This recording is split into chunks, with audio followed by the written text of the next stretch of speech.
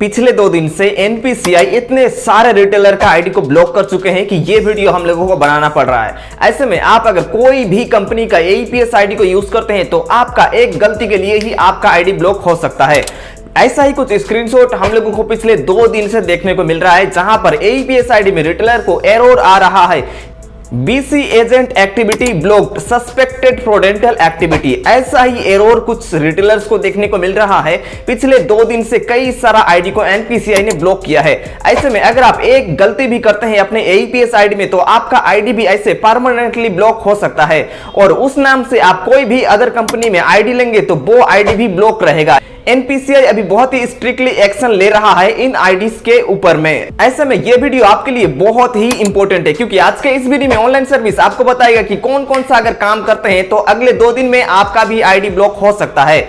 उसके बाद अगर आपका आईडी ऑलरेडी ब्लॉक हो चुका है सस्पेक्टेड फ्रॉडेंटल एक्टिविटी के कारण, अगर ऑलरेडी ब्लॉक हो चुका है तो अभी आप क्या करेंगे तो वो आईडी अनब्लॉक हो सकती है। इन सारा चीज मैं आपको आज के इस वीडियो में बताऊंगा। साथ ही 2 दिन से हम लोगों को जितने सारे रिटेलर इन सारा स्क्रीनशॉट सेंड किए हैं, ये वीडियो आप देखिए, आपका आईडी क्यों ब्लॉक हुआ है आपको पता चल जाएगा।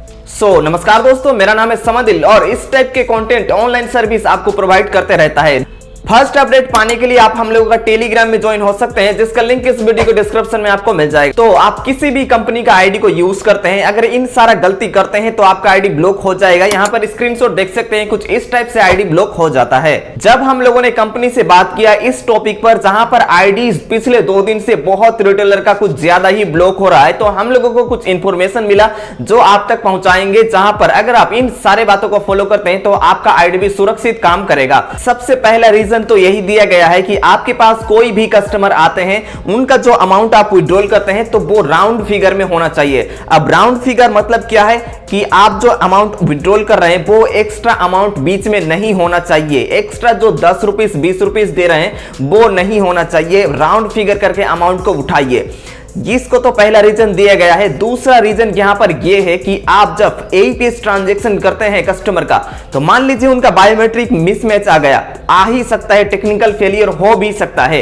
तो अगर ट्रांजैक्शन फेल्ड जाता है तो आपको कुछ टाइम बाद दोबारा उस कस्टमर का ट्रांजैक्शन करना है, नहीं कि साथ साथ बस कॉपी पेस्ट किए और फिंगर ले लिए। ऐसे आपको नहीं करना है। अभी क्या हो रहा है, कुछ कुछ बैंक्स भी उनको परमानेंटली उनका आईडी को ब्लॉक कर रहे हैं। कुछ कुछ बैंक्स हम लोगों को जो स्क्रीनशॉट देखने को मिला हम लोगों के रिटेलर से, पर्टिकुलर एक बैंक उनका सिर्फ एईपीएस को ब्लॉक कर दे रहा है। State Bank of India, Indian Bank, Bank of Baroda, इन सारा बैंक पर्टिकुलर वो अपना ही सर्वर का अपना ही एईपीएस यूज करने नहीं दे रहे हैं रिटेलर को। उसके बाद बैंक ऑफ बड़ौदा भी कई सारे रिटेलर को यहां पर ट्रांजैक्शन लिमिट दे दिया है कि 30,000 ही आप एक दिन में उठा सकते हैं, इससे ज्यादा हम लोग आपको परमिट नहीं करेंगे आपका इन सारा एक्टिविटी को देखते हुए। तो ऐसे में आप एक्स्ट्रा अमाउंट को ऐड मत कीजिए। जो भी ट्रांजैक्शन एक बार फेल होता है तो उस कस्टमर का ट्रांजैक्शन कुछ टाइम बाद ही दोबारा उनका कीजिए। जो भी एक्टिविटी आप एईपीएस में करना है, मान लीजिए कोई कस्टमर आया है बैलेंस इंक्वायरी करने के लिए, तो उनको बस एक बार ही बैलेंस इंक्वायरी करके दीजिए 24 घंटे में। उसके बाद फिर से आप कर रहे हैं सेम कस्टमर का बैलेंस इंक्वायरी, तो ऐसा आपको नहीं करना है। एक बार एक कस्टमर का एक ही ट्रांजैक्शन आप कीजिए, कोशिश कीजिए ट्रांजैक्शन करने की 24 घंटे में। साथ ही यहां पर जो है एईपीएस में और भी आपको ध्यान रखना है, ट्रांजैक्शन रजिस्टर आपको मेंटेन करना है आपका सेल्फ प्रोटेक्शन के लिए। इन सारे चीजों के ऊपर एनपीसीआई बहुत ज्यादा ध्यान दे रही, जहां पर आपका आईडी ब्लॉक हो रही है। लास्ट में मैं आपको बताऊंगा जिनका आईडी ब्लॉक है वो आप कैसे उनको अनब्लॉक कर सकते हैं या फिर क्या है उसका सॉल्यूशन। पहले आप सुन लीजिए कि आपको क्या क्या एक्टिविटी एईपीएस में नहीं करना है। उसके बाद नेक्स्ट, आप जिनका भी एईपीएस ट्रांजैक्शन कर रहे हैं तो वहां पर मोबाइल नंबर मांगता है। मोबाइल नंबर की जगह में आप अपना मोबाइल नंबर क्यों देते हैं, बताइए कोई रीजन।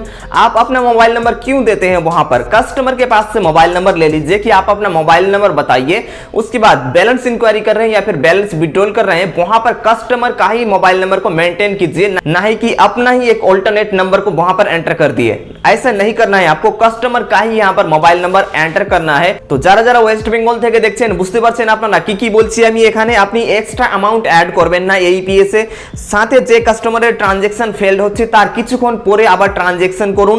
একটা কাস্টমারের একদিনে চেষ্টা করুন একবারই ট্রাই করার, একবারই ট্রানজ্যাকশন করার, সাথে ট্রানজ্যাকশন রেজিস্টার মেইনটেইন করুন। যার আপনি এইপিএস থেকে টাকা তুলছেন তার মোবাইল নাম্বার দিয়েই তার ট্রানজ্যাকশন করুন এইপিএস এ।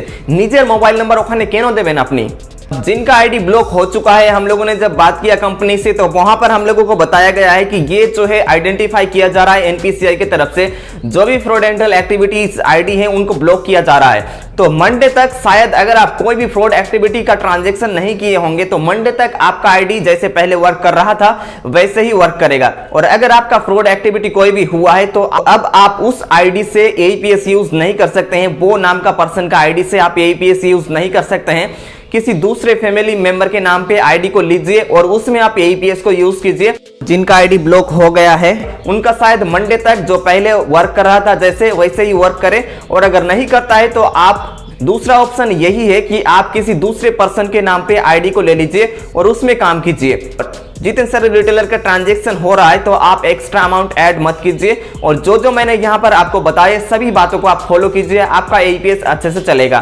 साथ ही बेस्ट एईपीएस कंपनी के साथ काम करने के लिए ईजीपे के साथ हम लोगों के साथ कॉन्टैक्ट कर सकते हैं आप। हम लोग आपको ईजीपे का रिटेलर आईडी बिल्कुल फ्री में दे देंगे। तो उम्मीद है कि आपको यह वीडियो काफी ज्यादा पसंद आए, तो बस अपने तरफ से एक लाइक कर दीजिए। मैं मिलता हूं आपसे अगले वीडियो में, तब तक के लिए मुझे इजाजत दें।